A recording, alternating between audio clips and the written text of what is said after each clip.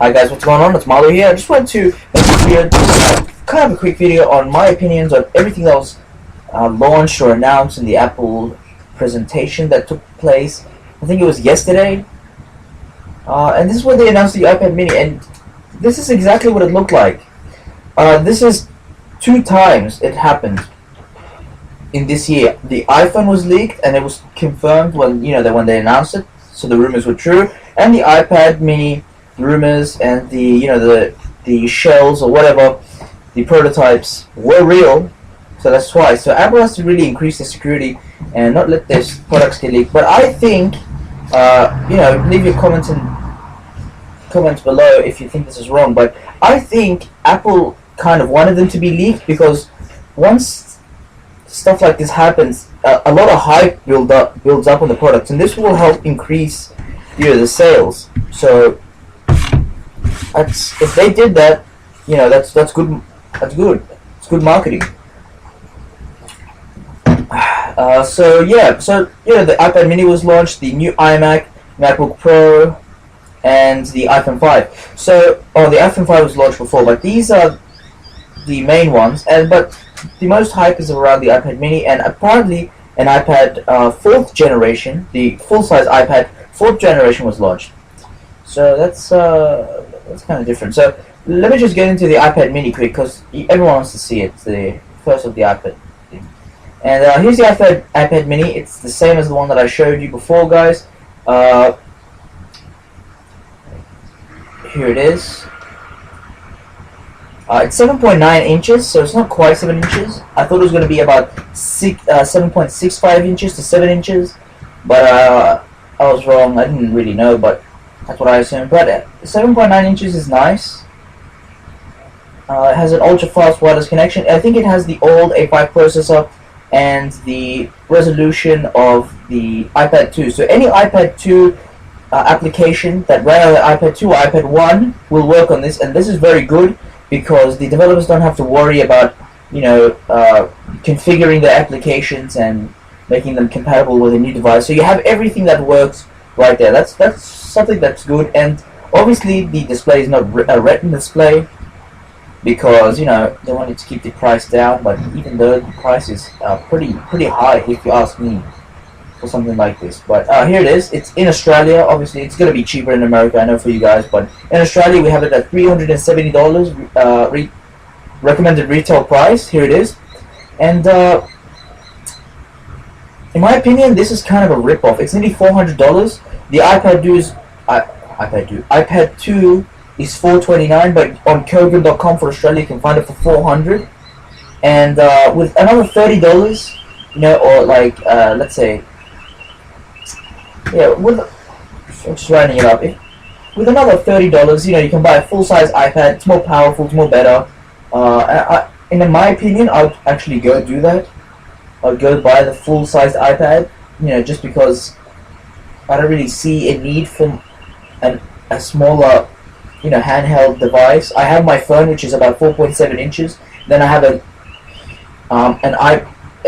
large, tablet, and then I have a laptop or PC or whatever. So I don't really see a need for this. I always like a bigger screen, so I wouldn't get this, to be honest.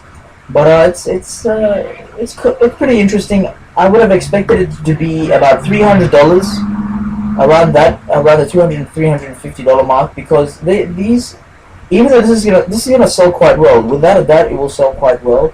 Even though it's not really an awesome product, it's kind of an iPad 2 but shrink down. It's not really revolutionary because mini tablets have been around for ages.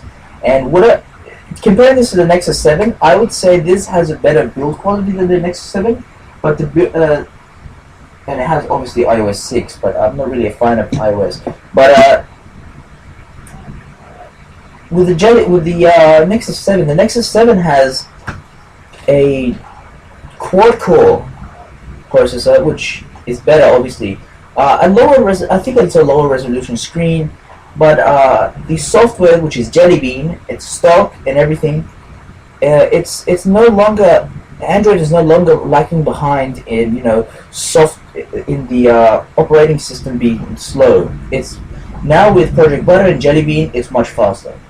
So it's really nice. But this isn't the thing that caught my eye. The iPad Mini is not even a really big deal to me, honestly. The really nice thing that I saw, that I liked, I'm not really an Apple guy, or I'm not really interested that much in Apple products, but the thing that really interested me was the iMac, the new iMac. Look how thin it is. I'm not sure what they use, but I think I'm not sure of the word, they blended, let me just go into it here, I don't want to get it wrong. It's 40% less volume, 5mm thin edges. That is really nice. Here it is. You can go ahead and read this, but what they did was they found a process called friction stir welding, which what it does is they blend they blend the aluminum molecules together, to allow you to have a thing. It's used in rockets and in aeroplanes. I don't really want to go through it. You can probably look it up. It's going to take a long time to explain for you, some people to understand. But if you wanna know what it is, put Google search friction stir welding, STIR welding. So that's very nice. I haven't seen something like this in any other PC manufacturer. Correct me if I'm wrong in the comments, but even though I don't think I'm going to be buying this, to be honest, I think this is a very interesting thing that they've done. For once, Apple has said they, innovated and something that's revolutionary, and they've finally done it. They don't usually Apple. And I know a lot of people are going to be like, a lot of fanboys are going to be coming to hate, but I know that Apple usually gets all the technology and just puts it into their products and say, "Oh, this is revolutionary. This is going to change how we use this device." They haven't really done something new since the iPhone 1, the first iPhone. The first iPhone was something that I saw that was really nice, and the iPod. The iPod wasn't really a big deal because it was like an MP3 player, but the first iPhone was kind of a big deal. I had one back then when I used to use iOS. I had one, and this is another thing. This kind of technology is really nice. Like, if they can slim down all these things, it's really nice. But it comes with a price. It comes with a price in Australia. Starts at 1,400. 1,400, and let's just say $30 with all the GST and whatever. It's going to cost just over that without GST. That's government tax. And I wouldn't buy the 21.5 inch because I have a monitor that's 24 inch, so I'd want something bigger. So I'd probably go for this model if I was going to get it. But that's really expensive for something like this. I like the thing that.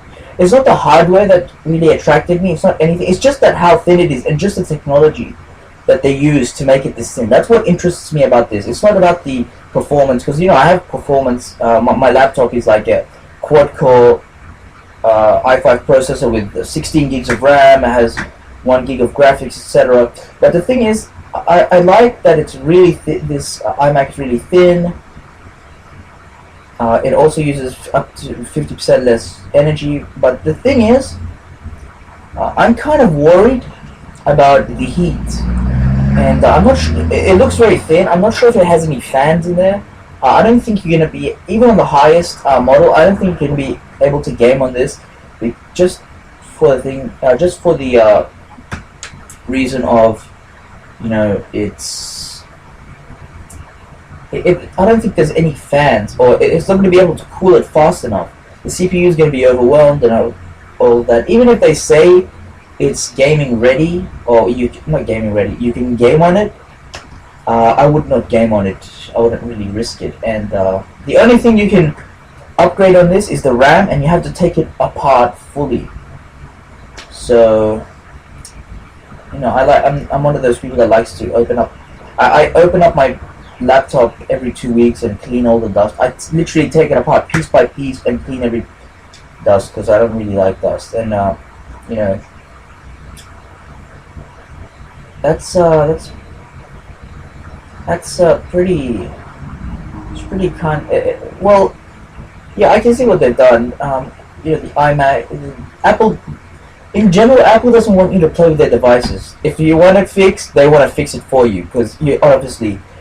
Well, I'm not going to be kind of biased, but most people that use Apple or iOS are people that are not generally tech savvy. I know a lot of people, some people are very, very tech savvy. They use Macs, but I know generally people buy Macs because they're really easy to use. You don't have to open this start menu and go through this and that and just to get to one thing. They don't not like PC.